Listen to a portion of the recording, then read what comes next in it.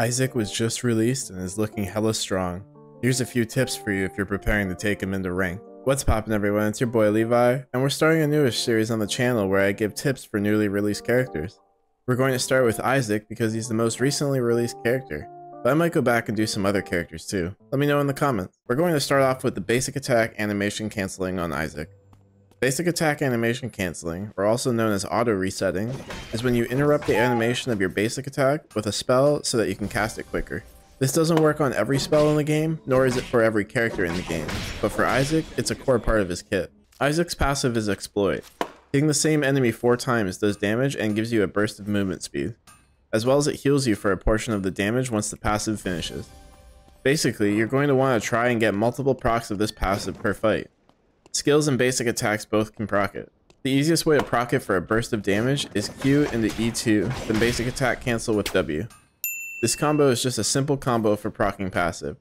You can use it to poke, or you can use it to start your combos against somebody. You want to make sure you get your 4th hit with your W reinforced because it will decrease the cooldown of your other skills.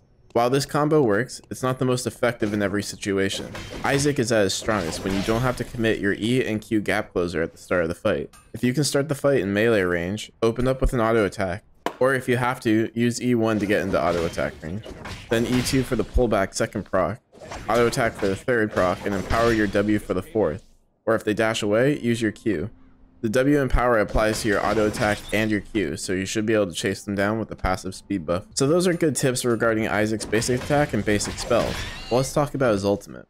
Isaac's ulti, the heavy hand of the lost, springs him up in the air and crashes him down in the targeted area. The ultimate is meant to be an execute, because the lower the health your opponent is, the more damage you'll do with it. You want to proc your 4th proc of exploit with it as well. When procced, it slows enemies and deals bonus damage. Now I know I called it an execute, but it's not always the best play to hold Isaac's ultimate until the end of the fight. Typically, you're going to get 3 rounds of passive procs in a fight. I like to look for a good time to ult during the 2nd round of passive rotation, but I don't always use it on the 4th proc, only if it's available. And that's because Isaac's ultimate makes it so he's also immune to crowd control. The ultimate can't be cancelled. If you start the cast time while being CC'd, you won't be suppressed, and the ultimate will still come through. I use it consistently to ignore crowd control, and try to time it with enemies' crowd control spells. You can also use it as a pretty good escape to dodge things like whip skill. And the last tip I have for you is a gameplay tip. Isaac is very good at chasing down opponents, so don't give up on the chase too soon.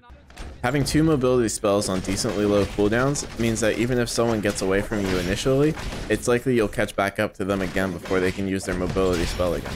The ultimate also has pretty deceptive range.